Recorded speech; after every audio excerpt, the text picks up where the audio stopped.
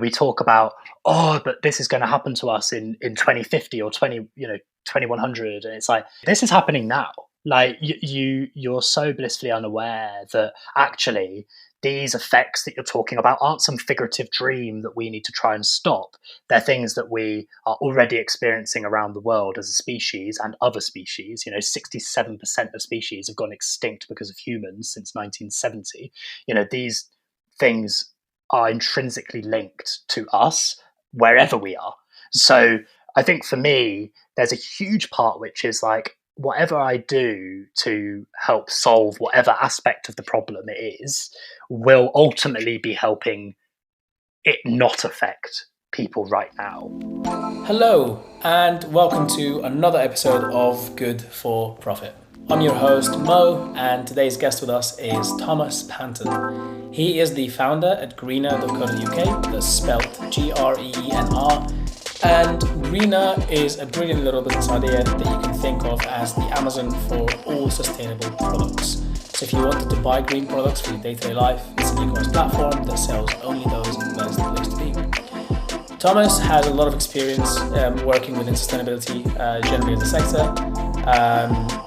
Very insightful person to speak with. I really enjoyed our conversation today, and we talked about a lot of things from greenwashing to how much should the individual do and how much corporations can do, and just a lot of really interesting things around sustainability and environmentalism. And it's always very inspiring to speak with people who are really trying very hard to make the world a better place. Before we crack on though, I want to quickly give a shout out that Greenr are raising a round at the moment. It's a crowdfunding round on Crowdcubed, which means you sitting at home can support them and invest in their business if you believe in what they're doing. So you can head on over to grenr.co.uk, that's greenr.co.uk, click on the fundraising part, and you can see where the crowdfunding campaign is happening. It's on Crowdcube, and I would highly recommend that you check it out. I personally, I'm investing into the company because I genuinely believe in what they do, and Thomas just seems like a great guy and a brilliant founder. So if you believe in what they do, then go and show your love. Of course, your money is at risk when you're investing into anything, so please do look into this as well beforehand. And without further ado, let's actually get into the conversation now. Okay, hello and welcome, Thomas. Hello, thanks for having me. Hi, Mo. Hi, it's a real pleasure to have you, my friend. We had a chat yesterday, and it was really, really fun about Greenr and what you're working on there. And I'm super excited to dive more into it today. Yeah, all that time ago. 24 hours. Oh, such a long time. Yeah. No, it's great to have a chat. Have you had an all right day, apart from, of course, the sad news? So this is being recorded on the day just after the Queen has passed away. Yes, yeah, no, my day's been fine. I haven't actually had any meetings cancelled, which is other people have. So I think I've sort of, been quite lucky that nothing has changed really in my day. But yeah, I know that a lot of people's days have just been like thrown into, complete unknown. Yeah. But yeah, no, it's all good. And just been chugging on really. I mean, working hard, but absolutely hardly working. I think working hard and hardly working go hand in hand, my friend, sometimes. It's How's your day been? Yeah, it's been great actually. So we had another recording earlier as well, and yeah, overall it's been going okay. I've had no meetings cancelled either, to be honest with you, and yeah, so great. It's kind of crazy because, to be honest with you, I don't really watch the news much. I'm not really a huge fan of the news, just generally, without getting too philosophical. But I just. I feel like if something is actually worth knowing, you will hear about it. Usually. Yeah. I think also one of the things that I noticed going from working for a company to running a company was the difference in how much media I actually digest. So when I was working for Greenpeace, I went for a stage where I was like, I'm just going to detox from social media and from like news channels, and I'll just keep up to date through my own resource and where I find the stuff I like to read. And then as soon as you start a company and you have your different social media accounts and you've got to be on it, because otherwise you're just not going to have a presence. Suddenly I'm unable to avoid anything. So it's so that weird, interesting. it's a weird juxtaposition of you just sort of have to force yourself to be a part of that world as a business owner, I think. Yeah, I think it's definitely part of it, but I think it's also like where you choose to put your attention. I mean, I'll be honest, even with Q Finds, even with running that, it's important to keep up to date with the general trends and what's going on. If there's a big event, to kind of like know about it, especially within the space that we're in. But I still don't really watch the news or keep up with things unless I know it's going to affect the business in some way. Like, for example, the war in Ukraine was a big one, right? Yeah, because that's, I mean, our co-founder literally lived in Ukraine. He's in Italy now, but he was in Ukraine throughout the whole time. We had people generally in that part of the world who were working on the team remotely, and some of our dev team were over there as well. So it's it's a bit of a weird one when that sort of thing, sort of the outside world, if we put it like that, sort of merges into your business world, because it is inevitable. I think also from my perspective, because I have always worked within the political realm, whether it's for an NGO, whether it's out of education, or whether it's in business, you sort of find yourself drawn to it anyway. Like with not all news, like I try to avoid the news which is very much there to numb the population, right? And the stuff which really doesn't matter. But then there's a lot of stuff out there, like the Kim Kardashian news. Yeah, although I'd argue that's latest, probably. Is this the one about dress. Her? Oh, I see. No, I don't know if you saw the thing with the Kardashians that one of them has been appointed as like sustainability director of Boohoo or something. What? Oh, don't get me started. It's like the worst ridiculous. Possible appointment. But anyway, wow, those sorts of things. So I avoid the Kardashians until they come into my world. And then you have no choice, and then you have to follow up with what's going on to see if they're genuinely helping with sustainability or not. I mean, look, they're some of the most followed and I guess influential, if you want to use that word, influential people in the world. So if they're going to talk about sustainability, then I'm all for it, so long as it's done in a way which is legit. Actually good. Which is not just greenwashing. Well, exactly, right. That's the issue. I think like with people who are really popular and famous and have a lot of say over things in the world, some people are genuinely, I feel like, they really do deserve that position. And of course, like, who am I to comment and who am I to judge? But it's just my own personal take on it. And then some people, I always wonder, like, how and why exactly? Yeah, I think it's so difficult, and it's so subjective, right? As well, it is, and it's also, you can't deny that, like, some people have a huge following. They have a huge following, and it's like, I'm more curious as to what is it that attracts so many people toward that, I think it's the never-ending question of founders as well. It's like, how do I get that following? Like, come on. Yeah, exactly. Maybe we can learn a lesson or two from there. Thomas, tell us more about what you do, my friend. So I will want to go through the journey as well, learn more about kind of how you got to where you are now. But maybe let's start by just telling us a bit more about Greenr and what you're doing there. Absolutely. So Greenr.co.uk is here to make sustainable living just living. We're on a real sort of hellbent mission and messaging to sort of bring accessibility and sustainability into the same world, so that we're no longer trying to stop people living the life that they want to live, but still able to sort of have a better impact in doing so.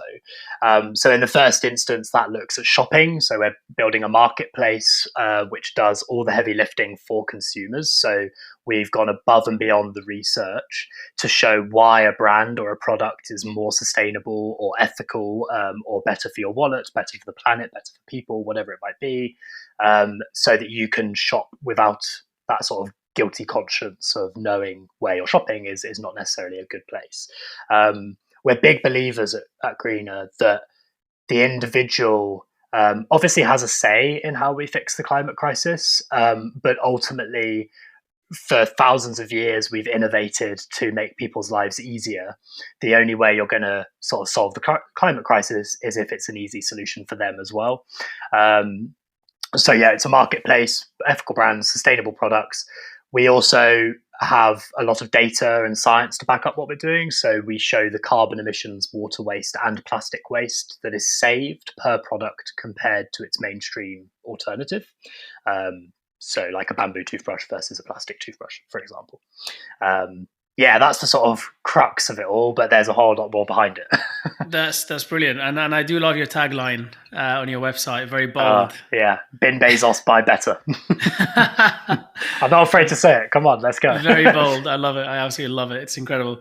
I think it's, yeah, you're very right about the fact that, we, for some reason or another, it tends to be the case that the things that become very popular and the things that really work are all things around innovating to make life easier. I mean, they'll make life better and comfortable and so on. I understand, and the easier I understand too. But I guess there is always the part of like I think life will always have some struggle to it, and it's a question of in a way you could always ask the question of how much laziness is good to some extent, right? But of course, yeah, we've always innovated to make things better, easier, and faster for people. So it's incredible to see somebody's actually tackling that from that end, because like shopping habits and all of that stuff is just skyrocketed. People are buying left, right, and center. Things are being delivered to their house. It's very easy to buy online and get it shipped for the next day and so on. And of course, there's a lot of waste in the process and a lot of energy wasted in the process as well. So it's really incredible to see somebody that's just trying to tackle that problem. Your background, you've worked in Greenpeace previously, and you alluded to the fact that you've done a little bit of work sort of within NGOs and politics and so on. What kind of led you to starting this specific business? Yeah, so I'll give you the whole sort of let's do it. Long form story. In a land far, far away. So in 1995, no. So I mentioned it yesterday. In 2006, Al Gore's Inconvenient Truth came out, and I think that there were lots of mixed opinions around the film and the documentary. But one of the things that it really sort of highlighted was the pretty devastating impact that humans are having on the planet through our sort of metabolism and our need and want for more. And from that sort of point, I've sort of lived in a family which is aware of these things anyway, but it certainly made me more aware of my sort of own want to solve those problems. At the time, I wasn't, I was young when the film came out. I was like 10 years old or something. But at the time, like sort of the next 7 years of my life were completely defined by other things. I was a competitive swimmer. I was really focused on going to the Olympics, and I, didn't really have a vision to do anything else. And you did promise that you'll teach me how to swim properly. Yes, yeah, that's still on the cards. I'm putting words in your mouth. It's still on the cards. It's still on the cards, man. No, the words are there. I'll teach you how to swim. There you go. Yes, get in, finally. Although it's been a while since I've hit the pool, so really, I don't think you forget these things. But let's wait until I've actually seen whether I can. The muscle memory will be there, I'm sure. I mean, my expectations now, my friend, are. I know, right? I say this to people, and then people go, "Wow, can't wait to see you swim," and I'm like, "Oh, goodness gracious! Oh crap! What have I put myself into?" But anyway, so I got injured when I was training at around 17 years old, and it really just completely threw a spanner in the works. I had no idea what I was going to do. Created a very toxic culture within the sports world with me, because people who you compete with who now suddenly see an opportunity to just win all the time, and they become it was just a bit of a weird transition and something I had never really experienced before. But it did mean that I had to it must have been quite hard to go through that at the time. Yeah, I think candidly speaking, it had a huge impact on my sort of short-term mental health during that time, and then and that's had long-lasting effects. I mean, I can go into this maybe, but I think competitive sport at a younger age is a great thing to learn from a discipline side, from an ambition side, from driving to succeed and be around a team. Even if it's an individual sport, you still have a team, you still have a club, and I think that that's all really positive. But the negatives of it are that you are so encompassed by one thing, and you miss out on so many other social things and social cues that other people have had growing up. So, I wasn't hanging out with people until like 16 years old, right? Because I was Wow, of swimming course. competitively consistently. So there's not even And time for you to like properly socialize and build those relationships and so on. definitely not in the same way that other people do. Obviously, you have days off, and obviously there are down periods, and you can sort of hang out with your friends for an hour here, an hour there. But people during their teenage years are building bonds with people that are life lasting, and there are a handful of people that I still know from that period, but realistically, those bonds are nowhere near as close as what other people have built during that time, and that has an effect on a kid, right? So I think, yeah, but it was a huge change in my life, and when I moved forward out of that, I had to go through a pretty, radical journey, both in what I was actually doing in my life, like physically and sort of with new drives and new ambitions, but also mentally. Had to reassess what failure is and how you deal with failure. Is it failure or is it learning? Loads of different questions that are presented to you quite suddenly, and quite young. Yeah. So big change. I did what everyone was telling me to do, really, and went to university. There was a period after school where I didn't want to do that, so I actually just went to work in retail. I had a band, and I was like, "Oh, I'll just do this for a bit, see how that goes." What That did you was play? I play still guitar, I love it. and sing a bit as well, but I'm not about to give you a chorus. So. We won't do it now. Don't worry. Next Yeah, episode. yeah. Next episode will be repertoire of Thomas Panton. No, it is brilliant because I actually play guitar as well. I've played for Cool. many years, and yeah, it will be great, man. We'll have a jam sometime. Let's have a jam. That'd be Yeah, amazing. I'm always keen to play music with people who have done it for ages, because it's sort of ingrained in your brain, this creativity which other people might not have, and I really enjoy being around people like that. So anyway, I have not stopped playing music, but it was something that I really focused on after my swimming, and then decided I need to go to university. I need to do something that gives me a bit more sort of vision of what I might do with my life. And the undergrad was fine, but the main part of it, I studied politics and international relations, and the main part of that, it took me right back to 2006 and watching that documentary, and I watched it again,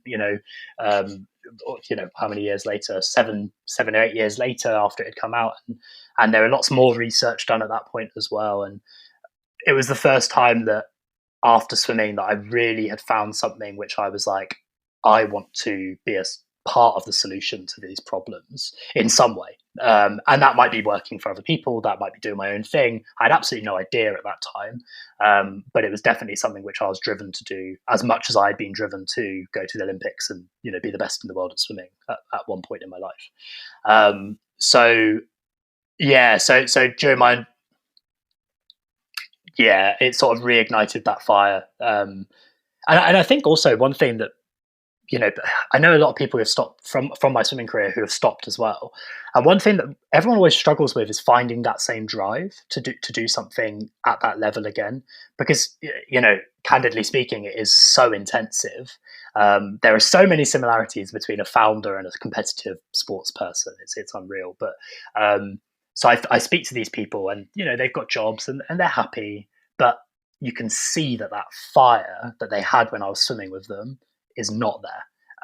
And I am very lucky to have found stuff where I am equally as passionate for, if not more so now. So it's definitely got some similarities. At university, that's where I got involved with Greenpeace as well. So that was like where I really started to commit time and effort and my brain and my physical self to trying to solve these problems as well, which was really exciting. So interesting to talk about the similarities between kind of competitive sports and being a founder. Is it just the intensity of kind of like work or how much you do, but also like the intensity, the passion, or the other things. Because like one thing, for example, is, that a lot of founders will experience is the uncertainty that comes with founding a business. You're constantly having to figure out what is the best next move, out of many, many, many options. Yeah. But also even having to identify the options Yeah. in a way. And then working around that without much. I mean, you will have guidance from maybe mentors around you, investors or coaches or whatever, but without, really, there's a lot of figure it out on your own kind of thing and put in the work and do it. Is there a similarity there as well with competitive sport?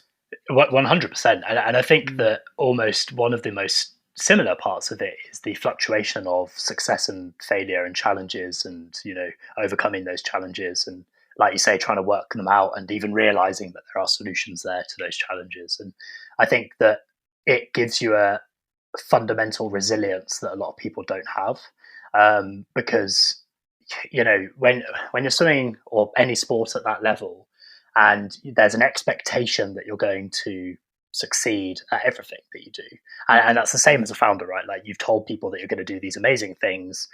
People are backing you either financially or just emotionally. They believe in you, and that puts a certain weight on your shoulders. It might be a completely figurative weight, right? Because actually, if you fail, they're going to support you still. They'll be like, good job, you tried. But at the time, you absolutely feel like that is a weight which you need to sort of perform to. So with sports, where if you have a day where you're meant to be going to break a British record, and then whatever happens, you slip. It's just not a good turn. I don't know. Anything can happen, right? And in that moment, you know that you've messed up, but you also know that there's 100 other competitions after that. And the same with business. You make a decision and it doesn't work out, and it causes some crap, or something doesn't work out in your favor, that investor pulls out, whatever it might be. And at that point, it feels like that's the end, right? Like, what do I do now? I was weighing on these things, and for me, it becomes much easier to deal with those things, because I can always sort of like relate it to, I've got another race a weekend away or a month away. And for the business, it's like, okay, it's a hiccup, but we can work through it. We've worked through things before. We're here after a year and a half of working on it. So obviously we've done it before. There's no reason why we can't continue to do that. Now, I'm by no stretch of the imagination saying that works all the time. And sometimes it is the right time to pack things in. Like, I stopped swimming, right? And that was because I got to the point where the injury was such a hindrance that I'm sort of kidding myself, and by cracking the whip and saying, no, just keep going because there's another rate. Realistically, that wasn't going to work at that point. And obviously in business, there's a time where that might be the case too. Hopefully not, but you have to have that realization. Otherwise, you're going to be working on something which other people know is going to fail. And that's not always a good thing to do. Pivot, persevere, or close it down. Interesting. Yeah. That's really quite cool, because like, when I, for example, listen to people like David Goggins or just anybody else who kind of pushes things beyond the limit, when it comes to like physical training, specifically, there's always a lot of similarities that you see in kind of like the mindset that you need to have to carry on and keep going and push yourself past the limit, in many ways. And there's definitely a lot of similarities there within startups as well, within founding a startup, because it can be so challenging. So, but back to there then. So we understand a bit about your passion and so on, kind of what led you there. And then you watched the documentary and you realized that actually something you want to do about. Can I dig just a tiny bit deeper and ask, intrinsically, why is it? Like, why do you care? I think there's one main thing that comes to mind, which is climate justice as much as climate action for the climate. So whatever I've done, I've always given a Am I allowed to swear on this, by the way? Yeah, of course. Do you I was always given a shit. Good. I've always given a shit about other people and what is affecting other people. And I think one of the most devastating parts of the climate crisis and its various different issues is that we are so fucking privileged in this country and so blissfully unaware of that. We talk about, oh, but this is going to happen to us in 2050 or 2100, and it's like, shit, this is happening now. Like you're so blissfully unaware that actually these effects that you're talking about aren't some figurative dream that we need to try and stop. They're things that we are already experiencing around the world as a species and other species. 67% of species have gone extinct because of humans since 1970. These things are intrinsically linked to us wherever we are.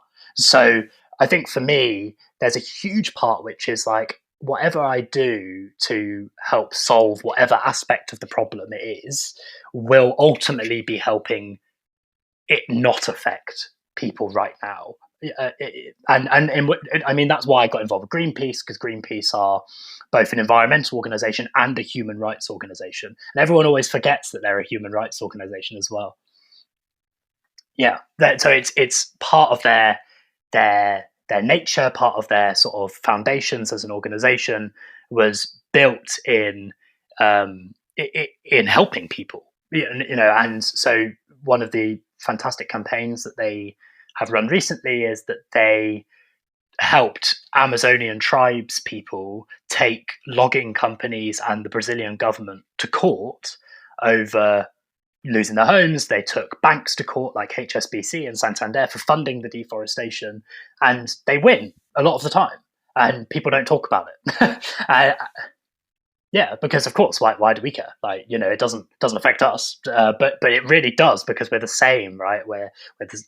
Yes, there are lots of differences, but ultimately we're all the same. So I think a very long answer, but the short answer is, it comes down to that justice as much as the environment itself. The world will repair. If we wipe out all the humans and we completely fuck ourselves over and all of the other species, like, it is devastatingly sad, but the environment and the climate and the world will repair and will continue in some way. I mean, it might take millions of years for anything to appear again, but yeah, I suppose it will repair. The world will carry on, evolution will carry on, and so on. But it's interesting because, like, the challenges that we face are existential threats, and the other type of threat is a civilization-ending threat. So, like, some of them could genuinely just wipe out life altogether on the planet and really screw things over. Some things can cause a collapse in civilization, and it will take thousands, if there are still humans around, of years to get back to where we are now technologically or whatever.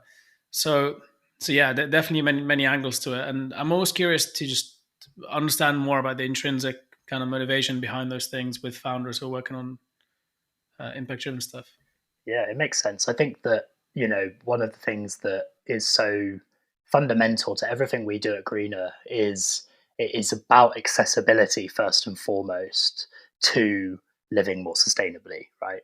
And the sustainable part of that is almost a secondary benefit, because what we're trying to do is allow people to live in the way that they want to and that they're used to, but without having the devastating impact that we are currently having on planet, people, and our own wallets. I mean, look, the energy crisis is the energy crisis because we've funded the oil and gas industry for decades. Can't hide from that. And it made sense as a move at the time. I mean, if you look at it in terms of, like, if you look at the macro picture, and I know this might be a controversial thing to say within sort of like greener circles, but if you look at the macro picture, I mean, investing in oil and gas was a smart thing to do at the time, because we've discovered a new way of moving ourselves forward 10x. Yeah, and also, sorry, carry on. But then when you realize that there are problems with it, and when you realize that there are alternatives, and you continue to do that thing, that's the problem. It's like, absolutely, because you can. It's very difficult to understand all the risks of everything that we're doing. But when it comes time that we do understand those risks, we really need to do something about it right away. Yeah, but it's exactly what I was going to say. Yeah. It's at the time when you do something, as I said, humans are intrinsically innovating so that we can make our lives easier. We find something which is going to make our lives easier much, much quicker and allow us to progress and have a better quality of life and all of these things. Well, fantastic, let's use that. Then you start to understand that that is actually having an impact negatively for later generations. And at that point, you start to innovate and invest in other things. But that's not what happened. And absolutely. even now, it's not what's happening now either. You've got oil and gas companies which tell you that they're moving towards renewable energy, and they are investing in renewable energy. But what percentage and exactly, how much it's difference tiny percent. Did you see this latest thing by Yuval Noah Harari, the author of the a famous book *Sapiens*? No, I haven't recently. Did you say? So he released this thing on just before the there's the upcoming global conference. Oh, what's it called? I can't remember what it's called again. The COP. Yeah, the COP. Of the parties. Yeah, COP27. Exactly. Yeah, COP27. That's the one. When is that again? Very soon. Yeah, right? it's like I think it's next month. Yeah, so it's October. Yeah, right. Usually, and it's in Egypt, right? Is that right? Well, that's what I thought. Yeah, I think it is in Egypt. COP27. Maybe I should try and get in somehow. You should go. So it's beginning of November, actually. There we go. 6th of November to the 18th of November. Yeah, and it is in Egypt. Yeah, COP27, and it is in Egypt. So I might be there at that time. Coincidentally, I guess we'll find out. I'll look for you on the little screens when I'm watching the recordings, like there with a mic trying to interview people for the podcast. I that would actually be quite brilliant. I think I'd come up with a list of 3 most controversial questions and ask them the questions. That'd be great. Just to chuck a little spanner in the mix. But him and his team worked on this research to try and figure out what do we genuinely need to do to try and meet our goals by 2050 in terms of investment, in terms of money, in terms of what the governments need to do. And I think what the figure they came to, if I remember correctly, was 2.5% of GDP. If we invest an extra 2.5% of GDP into renewable technologies, that should solve the problem. According to the research, that should solve the problem. 2.5% is really not that. We spend a lot of percent on COVID problems and dealing with COVID. We spend a lot of money on that. We spend a lot of money on weapons and military research and so on. Spend a lot of money on a lot of things. And I mean, don't get me wrong, it's important to continue moving ahead. And I mean, that's a whole other discussion, the whole military research thing, which maybe we'll have at some point or another. But we do spend. I mean, I can't remember what percentage it was that was spent to get banks out of trouble back in the crisis. But there's a lot more than that. And the point is that money is actually invested in technologies, which means it will get a return at some point down the line again. Yeah. But it's just not happening. This is the thing. It's often it's kind of crazy. It's mad, and often it comes down to short-sightedness. So one of the things that I'm pretty it's really a juxtaposition in politics in the UK, because politicians have a term in government in the UK, and it's not very long, and often they prioritize their time in government to sort of either take very little action so that it looks like they've made some, or take action which will make them look really good in a year, but actually if you look at the long-term impact of that, it's really bad. So you end up with this sort of short-sightedness of politicians and governments, even though their whole job is to look at the long-term benefits and effects on the economy and society and well-being and all of these different things. And so, going back to the oil and gas question, we should have been investing more heavily in renewables, particularly in the UK with wind farms. We live in one of the best places to do that, from as soon as we knew that it was. And look, of course, technology takes time to get there, but the technology has taken time to get there because it hasn't had the investment into it. So, it will take longer. With the lack of investment, it will definitely take longer. Exactly. And it's really bloody brilliant, right, that we're at a point where actually renewable energy is often cheaper now than its sort of unrenewable alternatives. But now it's about implementing that. It's about storing that energy, and energy is just one side of it. So with the whole 2.5% of GDP, it's not that much, and it's really important that we start to talk about how that could be reallocated from other things. But equally, it's all very well implementing change within a sector like energy, for example. But if other sectors aren't ready to accommodate that change, then you're investing in something which becomes helpful in the future, but really doesn't change anything right now, because those companies or those sectors are still relying on a sort of outdated method. So however daunting that sounds, what you need is action within all sectors. And I'm a big believer in small actions within all sectors, because if you did small actions across all sectors, that's a huge action. And this is what we often end up not thinking about as climate scientists, and we end up not thinking about as business owners, which is, we think, how can I solve this one sector? And what can I do to solve this problem here in this area? And of course, you can't solve everything at once, but you've got to think about how that impacts other sectors. You've got to think about how that might influence other sectors to help change or move to change. And then what you can do is hopefully start to see a more sort of societal shift, rather than us siloing each area into its own sort of a place, which is almost like it's not affected by everything else, but actually it is. So I'd like to see more collaborative movement, basically. Yeah, that's actually a really interesting point.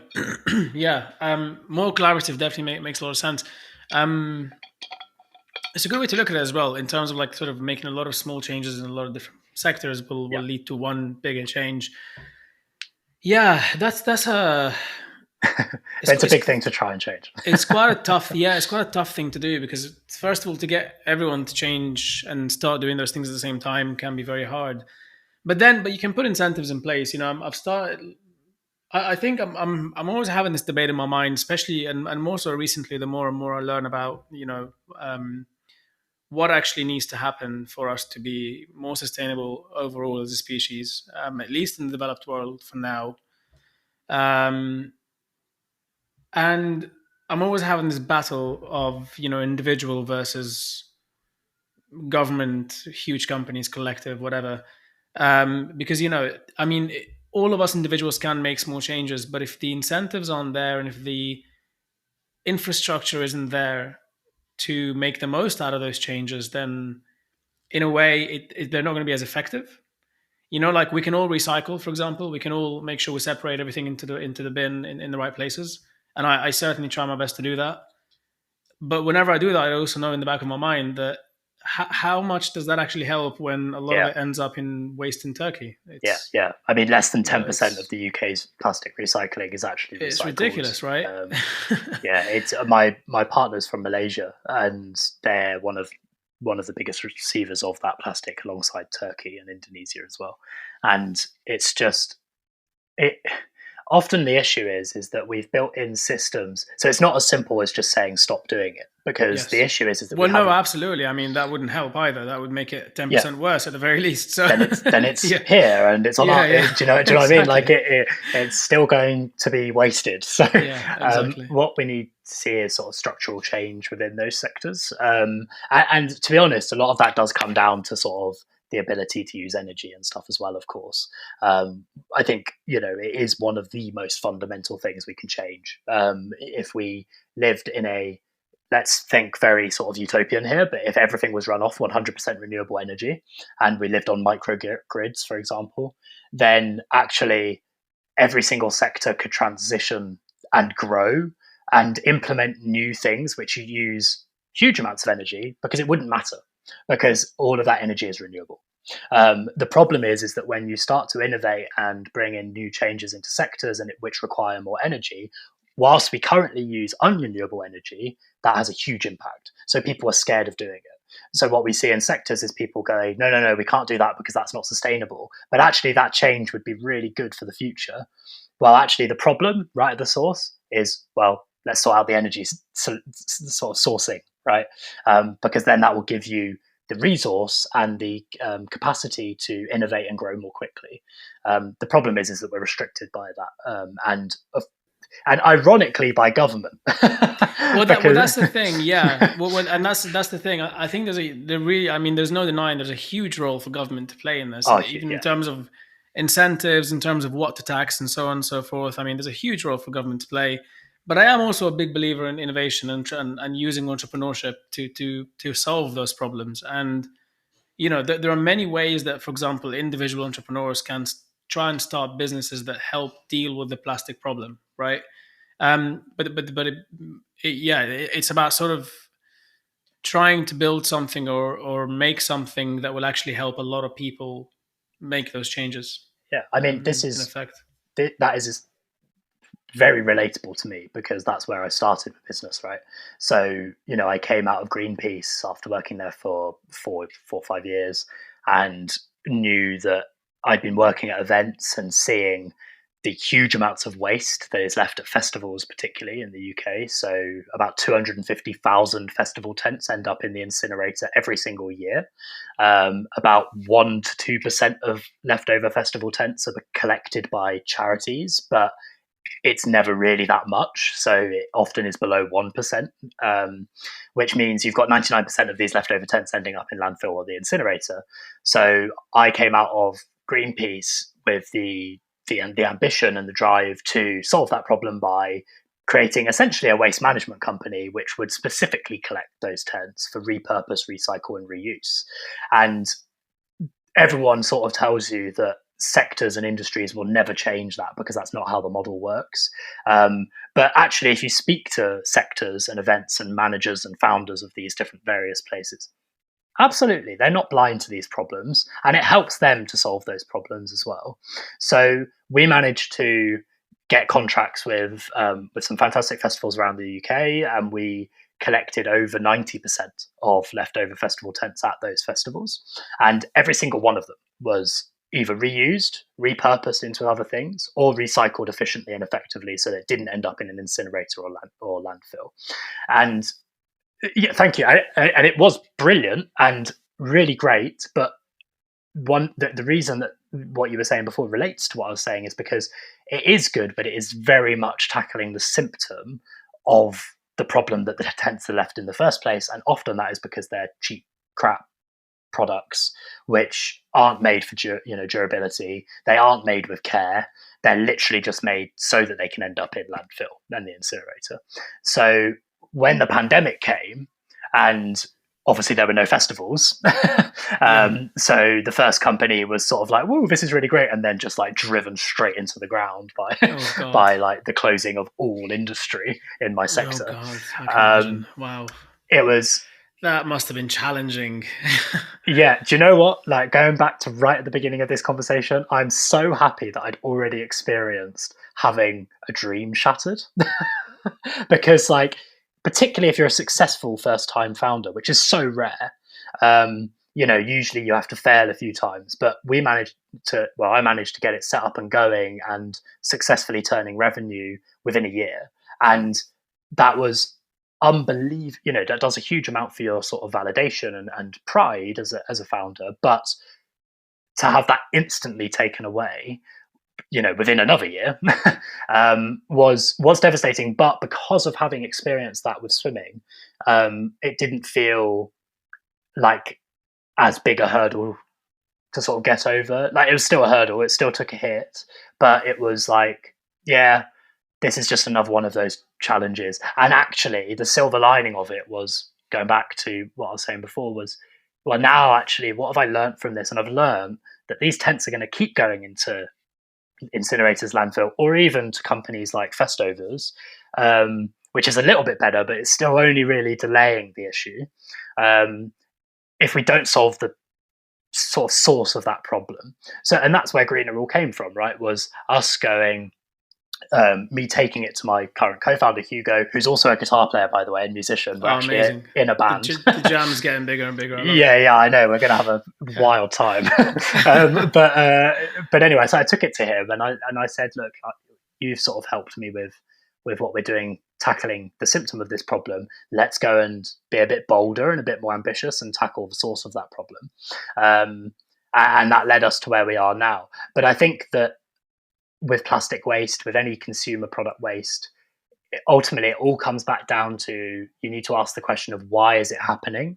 And often it's not because consumers don't care, it's just because that's the product they've bought, that's what's accessible to them, and that's what they know about. So intent to shop sustainably in the UK is huge. Like, over 90% of people want to shop more sustainably, but over 50% of consumers still find it too complicated to do that. And it means that the actual action of shopping sustainably, whilst it's a huge market, it is so small compared to normal fast consumerism. So, because it's so much easier. It's so much easier. And it's so much more accessible. There's so many more products, and there's so many, it's so easy to just walk to your local corner shop and get a product rather than go online and or research. Mainly it's the research, like people just don't know about it, right? So for us, it was going, well, that's the problem, right? Is that it doesn't matter how many sustainable marketplaces are out there. The sector is super fragmented. People don't know about these things. They also just don't know why that's more sustainable. And it's not coming from a brand which feels very relatable to them. They don't want to be pigeonholed as a eco warrior. They just want to shop. And if you can allow them that luxury of just shopping, but actually shopping from a platform which has made damn sure that every product you're buying is so much better than its alternative in Amazon, in Sainsbury's, Tesco, or wherever else you're buying your products from, then actually you've given that person nothing to change other than the URL they go to when they go online and shop. And that's what really needs to be done, because then people very quickly begin to change their habits without actually changing their habit, if that makes sense. Yeah, no, absolutely. That the actual way they buy the stuff hasn't changed very much. It's just where they get it from. That's the only difference. Exactly. That's that incredible insight there. And I think tackling the source of the problem is really important. Another thing that I've kind of come across, and I'd love to get your thoughts around this, which is very, very related to this, is a lot of green or so-called green products tend to be a lot more expensive than other products. Can you maybe dig a bit into why that is, whether it's justified, why it's more expensive or not, and so on? Yeah, so I'll challenge you a little bit on this, because yes, if you look at it just like product against product, but that ignores sort of durability of product, how it's made, what it takes to sort of replace that product, et cetera, et cetera. So yes, if you took most products, if you took the sustainable version of them and the sort of non-sustainable, let's just use those very generic terms, the more sustainable is likely to be a little more expensive. Now, there's justification behind that, of course. Like, they are thinking about how that product is made, so they're treating their workers fairly. It's coming from good materials or better materials. They are making sure that there's fair labor rights for everyone working, and that the company itself is being ethical and that they're sustainable. And then obviously there's the product itself. They're looking at the longevity of that product. The design process has been a lot more thought out. You're buying intrinsically a better product, better quality, better made, better materials, better pay for their workers. And what that ultimately does is actually make it better for your wallet. And there's a real simple reason for this, is that, one, it lasts longer, so you don't have to keep buying it. So the problem with cheap products is that you buy them and then 2 months later you need to buy them again. And even if it's not 2 months, it's 3 months or 4 months. And you have to keep doing that. Like, there's no way around that. So what you end up doing when you buy a more sustainable product is you buy a product which is going to last you much, much longer, 3 times, 4 times longer than its mainstream counterpart. The other side to it is that a lot of these products are refillable or replaceable, right? So when it comes to washing up liquids or body washes, or even sort of coffee cups and stuff like that, or water bottles like this one, right? It's you aren't buying the product that is a disposable product. You're buying something, and you're buying something that goes into that product.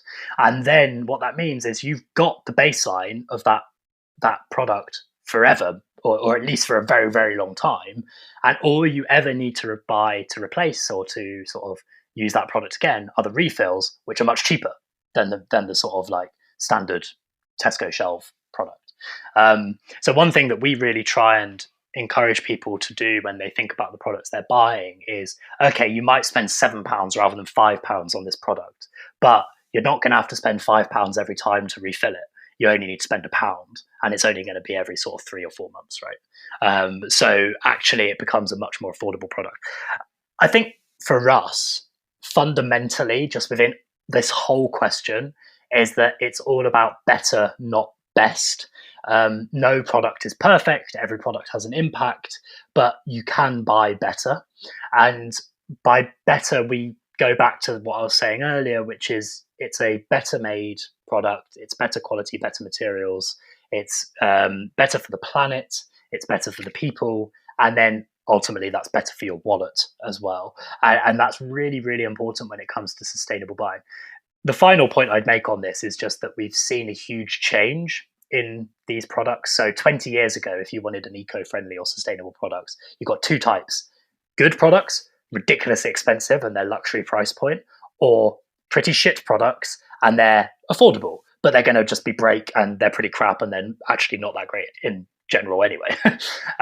What we've seen over the last 2 decades is companies innovating in the consumer product space so that you can have sustainable products, new sustainable products, which are actually at a fairly similar, if not better sometimes, price point, right? So there are now supermarket brands which are just good companies and are good products, and we should all be encouraged to buy them. But the problem is that in a supermarket, you also have the majority, sort of 95% of the other products aren't from those companies or from those brands. So you're given a choice, and we just shouldn't be given a choice, because as soon as we're given a choice, we're always going to go for what we're used to. So for us, it's going, come to our site, and everything on there has been vetted. You can see the impact of it.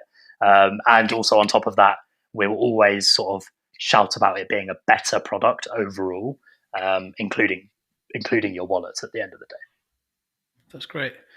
I think you've summarized it there perfectly, because it is often something that people, I mean myself included, think about. It's, why do I have to pay more for something that's effectively the same? But when you really sit down and think about everything else that goes into making that product, and you've mentioned a really good point around employees being paid fairly as well. That's very important.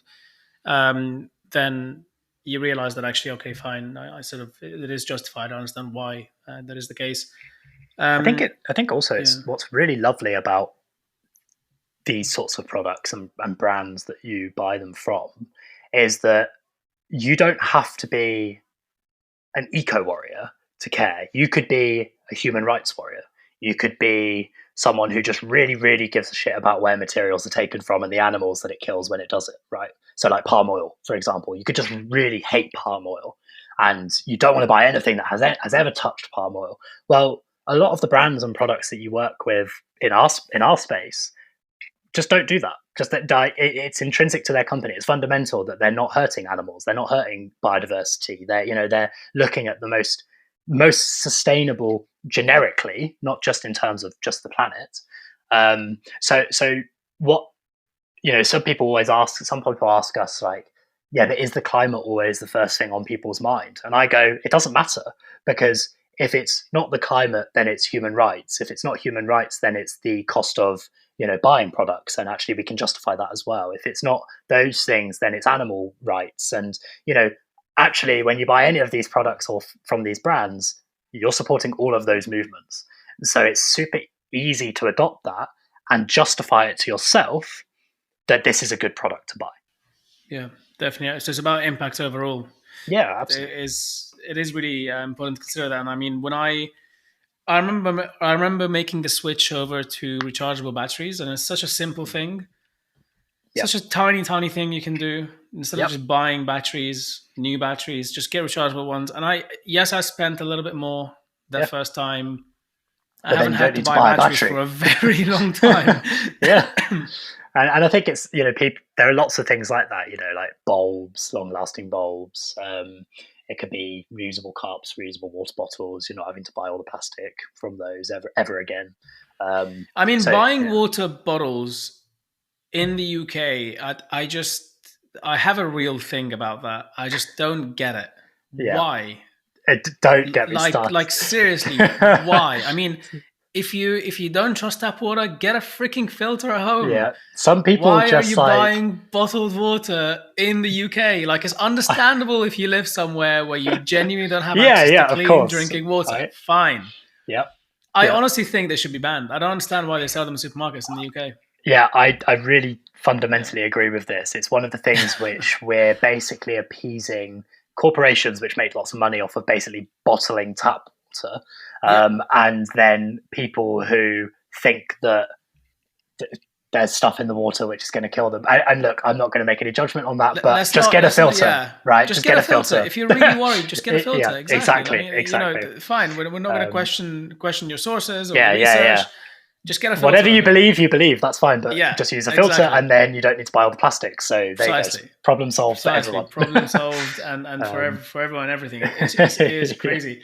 Because like, you know, at one point, I mean, did you watch? There's a documentary on Netflix, I think, that one of the episodes goes on about the water bottle thing. And I've long had a problem with bottled water, to be honest with you. Just like in countries where you have clean drinking water, I just don't freaking understand it. No, absolutely. But, and one thing that's really interesting in that was that bottled water was never a thing until fairly recently, relatively speaking. And they hired the guy who made Levi's what it is from a marketing standpoint. And basically, Levi's moved from being farmer jeans or farmer wear to like mainstream and fast fashion and incredible whatever. And they got the same guy. I think, was it Evian or something, or one of those companies got that guy and turned bottled water into a luxury item. And then you have like actors and people in Hollywood who'd only drink bottled water because it's like the symbol of the time or whatever. Yeah. And then from there it became mainstream. And then all the companies that didn't even have access to naturally mineral water, like at least like Evian, for example, where they had actual pools of water they used. Dasani, a company created, I think, by Coca-Cola or something. They just literally filtered tap water, put it in a freaking bottle, and sold it back to people again. Yeah, it's mad, isn't it? It's just, I'm going to get like little bottles of air and say that it's better for you because... Well, there is that. Have you not seen this? There is, but this is not this is just a gimmick for now. But I'm really freaking hoping it doesn't get... So people will collect air from like, you know, the French countryside, the English countryside and so on. And then sell it in cities where they have a lot of pollution and polluted air. And so like people will buy jars of air. What do they do with these jars? Well, we just smell it. Like breathe. But surely if you open the jar, then it's fucked. Well, it's all gone. You have one whiff of countryside. Wow, that is. It's ridiculous. It's one of those like gimmicky Etsy things that people buy, you know. But yeah. I mean, it definitely, there's a piece on this just about ethical business, I think, because you know, there is business for innovation and making people's lives easier, and then there's business which is just taking the piss to get money. Absolutely. And I think that particularly when it comes to marketing, this is something which will become more regulated. Well, as we sort of see new laws come out, like the CMA's Green Claims Code and stuff like that. But we need to see it just generally in business more, like what they can say and how they can market their products and how they sell that to people. And instead of just having a disclaimer right at the bottom in really, really, really tiny writing, I think it needs to be, you know, much more clear. The sort of like, is there any actual scientific evidence to this being a better product for you? Because otherwise you're taking advantage of people who probably don't have that much money in the first place, on the idea that it's going to make their lives better when it might not. And one thing that we're really passionate about as a company is it's not just about the products themselves. It is about the companies as well. And this is why one of the things, it just sort of came to my head as we were talking about this, because I thought of like Nestle, and I thought of all the stuff in America in Flint, where they have no access to water, and actually it's because Nestle has been bottling up all the water and then selling it back to people.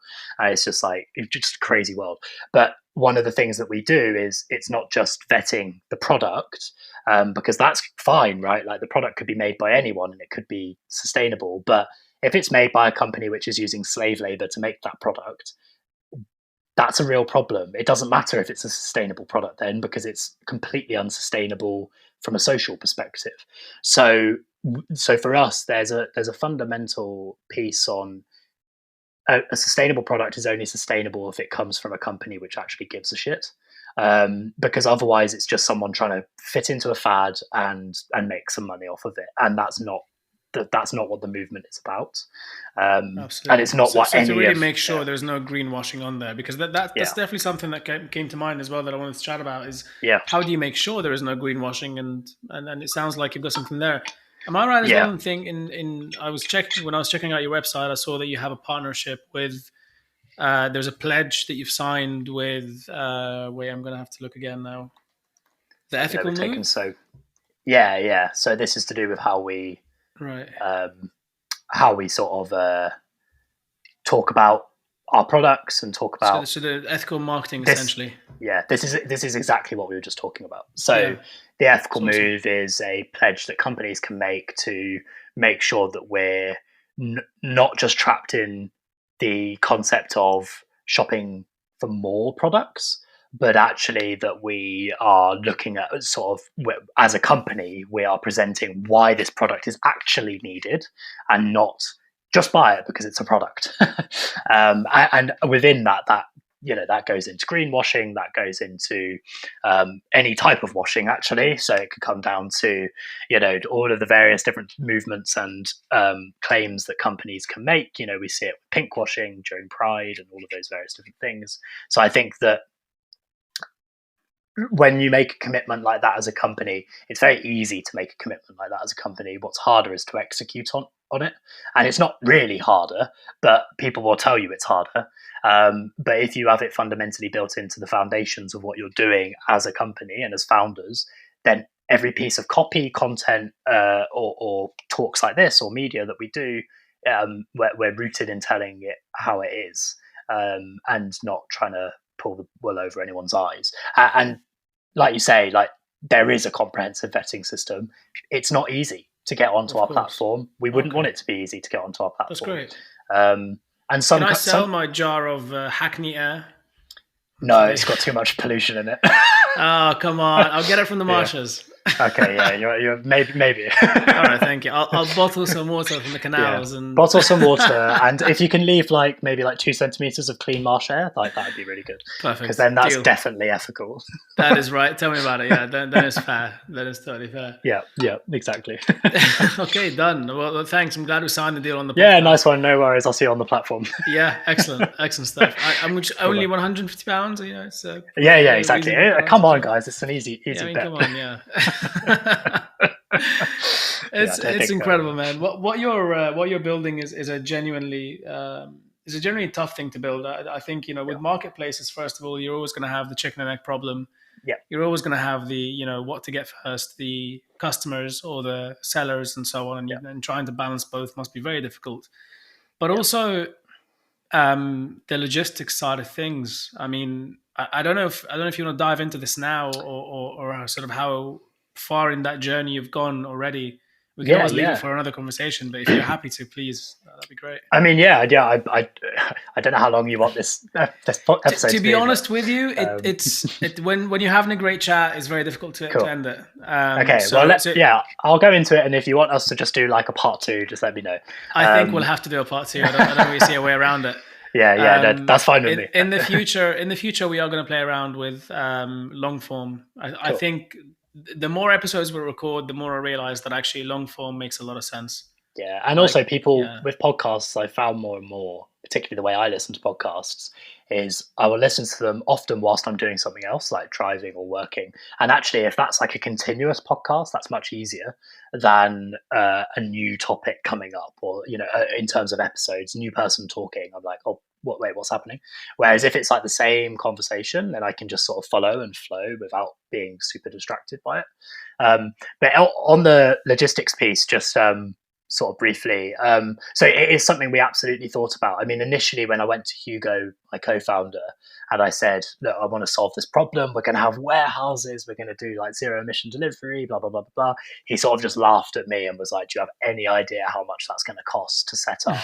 And how, we're not in Silicon Valley, mate. Like it's, so it was something that right from day one, I knew I wanted to integrate into what we do, but knew that we couldn't do everything at once. So we're very transparent about the fact that we don't currently distribute products ourselves. The vendors do it, but we have built caveats into our business model to make that as sustainable as possible. So we only accept businesses that distribute from the UK, and we only sell to UK customers at this point in time. And that is so that you avoid all of the difficulty of long haul travel and distribution. And it's actually already part of the distribution network that's here in the UK, whether that's through Royal Mail, DPD, or anyone else. And that just sort of like cushions the fact that at the heart of it, it's drop shipping right now, because that's not what we want to do, but it's what we you have to validate one assumption at a time and build it one piece at a time. It's going to be very difficult to do all of it in one go. So exactly. But on the flip side of that, because it's always been the vision to offer services like that, we already have those conversations and flows being built so that we can offer them in the future. Like this week, I spoke to John Williams, COO of Zedify, who do cargo bike delivery around urban areas. They're in 9 cities at the moment. They're going to be in 14 cities, and then they're going to double that over the next 2 years. Those sorts of solutions allow us to work with fantastic, great businesses and partners to actually offer our consumers more accessibility because they can get them same day, right? And also our vendors, because we can just stock them in all one place. And then also our mission, because you can just send one package rather than receiving lots. And that helps us with returns and all of the various other side things as well. But it's definitely one of those things which, like you say, we need to work out what people are willing to sort of sacrifice or use, or if we are fully sort of set on people aren't going to move away from the Amazon model. Okay, so if they're not going to move away from the Amazon model, how do we build a model which allows people to still feel like they're using the Amazon model, but actually it's just far more sustainable? That's the sort of goal of where we'll go with the logistics side of things. Amazing. Wow. Big challenge to solve. But sounds incredible. It means you're never going to be bored. So yeah, and also never going to sleep. So that's. I'm sure you figured that part out. I'm sure you'll fit that in, my friend. Yeah. That's incredible that you were going for the full piece. So right now you're building out the platform. You already have sellers that you're in conversations with. When can people? I also want to touch on the crowdfunding that you're doing. Yeah. And then after that, I want to find out when do you think people can go online and buy stuff from your website? Yeah, great. So I can sort of bring all of that encompassed together. So brilliant. We have worked on the project for just over a year and a half. For the first sort of 9 months of that, it was sort of R&D and working out why our sector was so fragmented and what the problems were, what the pain points for consumers were, what the pain points for businesses were, why our competitors hadn't sort of broken out into the mainstream market, all of that jazz. Then we started building the platform after sort of doing that research in January. And then since January to now, we've built the marketplace. We have our impact calculator, which is integrated into the marketplace, showing carbon emissions, water waste, plastic waste saved per product. We have over 100 companies which have registered interest to sell, including great, well-known ethical brands like Home Things, Wild Cosmetics, Seep, some fantastic companies which are already doing amazing things in their areas that want to sell on our marketplace because they understand that's where consumers go mostly now to marketplaces. And like you say, we've gone through the hoops of funding and accelerators and various other things. We were selected as one of 12 startups by Virgin Startup to be on their collective impact program, which is a program for impact-driven companies, purpose-driven companies, following the likes of Oxwash, Upcircle, Wilton, London, some fantastic people, some fantastic companies. So now we're at that point where the main sort of 3 points for us going like over the very, very short term are continue to get as many companies that that we physically can to sign up and sell through the platform. So that means going to our website greenr.co.uk, going to sell with us, filling out the register interest form, and then you're in the flow through vetting and onboarding. Then it's raising money. So like you say, we're doing a crowdfunder now. One of the things which has been absolutely pivotal to us from day one is that we're community driven. So we're not a CIC, we're not a not-for-profit, we are a for-profit company, but at the same time, we want people, real people, who really feel and believe in the mission of binning Bezos and buying better, to be able to own a part of that journey as much as anything. So in true sort of galvanization, we want people to sort of come on board with us and do that. So we've raised nearly £200,000 privately, so with 2 funds and a handful of angel investors. And then we're opening that up right now, to our community, to our wider community, to come on board and own a part of that for as little as £15 as well. And obviously your capital's at risk and you need to invest aware, but it's really important from our perspective that people feel like they can be a part of the company. And that ties into the third thing that we're working on, which is our launch, right? Because our launch, in October, which is so soon now that it makes me sort of sweat profusely, but yeah, so one of the things that's going to be super exciting and I'm so really passionate about is all of the publicity and PR and campaigns that we can do as a company, but also as a community. So that means standing up to the big boy polluters like Amazon, calling them out for their shit. It means doing community stuff where we can help our community through an energy crisis, through a living, a sort of economic crash, and helping them work out what sustainable choices they can make, which aren't going to sort of negatively impact their livelihoods. How we can work with our vendors so that we can promote them and make them not only our Loudhailer, but also we're their Loudhailer, we're their biggest fans. All of these things are probably more exciting than the actual business, because it allows us to create an actual movement within a business, which is the best fundamental way to build your business in this day and age. So anyone who's coming in on the crowdfunder knows that we are focused on building the business through ways in which they benefit both financially, both community-wise and emotionally, because they're committed to the cause, but they also are a physical part of that mission as well. So yeah, lots happening and really lots to be excited by. Wow, that's so cool. That must be a very exciting time for you. It must also be a bit of a stressful time putting all those things together at the same time. That must be quite tough. Yeah. When do you actually start fundraising? Has it already started on Crowdcube? Right? Yeah, so you can register for our pre-registration right now. So it goes. It's in pre-registration until Monday evening. But so that's what date is that? That's Monday the 12th. I think. So Monday evening it will close on pre-reg, but then it goes into private live. So that's like 2 days where anyone who's registered for the pre-registration campaign can then commit their investment to the company before it then opens up publicly to Crowdcube's 1.2 million European and UK based investors. And this is a really exciting part, because this is the point where you can get in before everyone else gets in, right? Like you can be one of those first adopters of this mission and company, but also that you can own a bit of the company before we close the round, because that's going to happen pretty rapidly after we open to Crowdcube.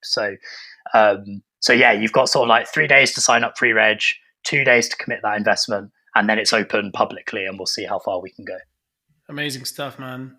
Dude, best of luck with that. Sounds incredible. We'll make sure to spread the word from our side as well. Thank you, really appreciate it. And yeah, so first of all, if people want to invest, hopefully when this is released, this will still be open. We can chat after we finish recording about the logistics of when this will be released. Yeah, that's fine.